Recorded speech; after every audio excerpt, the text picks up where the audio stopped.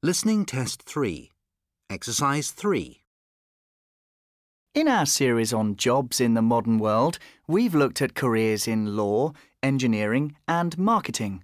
And today we're talking to two health workers, Clive and Christina. One of them is a dentist and the other a doctor.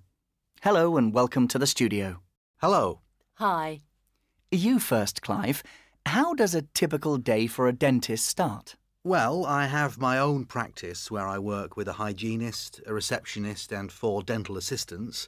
So we start every morning with a staff meeting where we discuss any problems and the appointments we have for the day. I work long hours and it can be hard, but I take Fridays off as well as the weekends. And how do you feel when somebody opens their mouth at 9 o'clock on Monday morning and you have to look into it? Well, mouths are my job, so I don't mind. Believe it or not, it can be really satisfying to look into someone's mouth when you can see that they are really looking after their teeth. OK, great. And what about you, Christina? What's your working day like?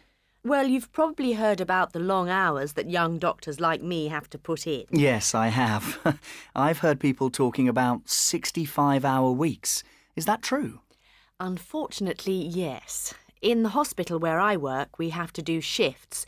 Some of us work from 8 in the morning till 8 or 10 in the evening, while other doctors start at 8 in the evening and work through the night. Sometimes I work a day shift for 1 week and then the next week I work a night shift. Oh, that must be exhausting. It is, and we often have to work weekends too. Do you regret choosing to become a doctor? Not at all. Most days I talk to so many different people that I never get bored. Most patients are really grateful too, and that makes the job worthwhile. OK, so both of you, what was the main reason why you chose your careers? Well, as a teenager, I really wanted to be a scientist, but while I enjoyed studying, I missed being with people. Study can be very solitary.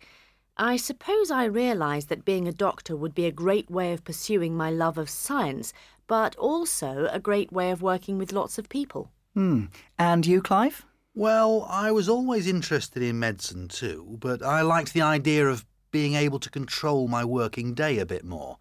I didn't really want to be surrounded by patients needing my attention all the time, so I chose to become a dentist and have my own practice. OK, thanks.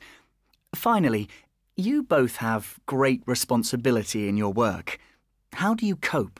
How do you avoid making mistakes when you're tired? We try to prioritise the patients in the hospital so that we can deal with the more serious ones first. Later in the day, we work with the less serious injuries and always have other doctors and nurses around to check that no mistakes are made when we're tired.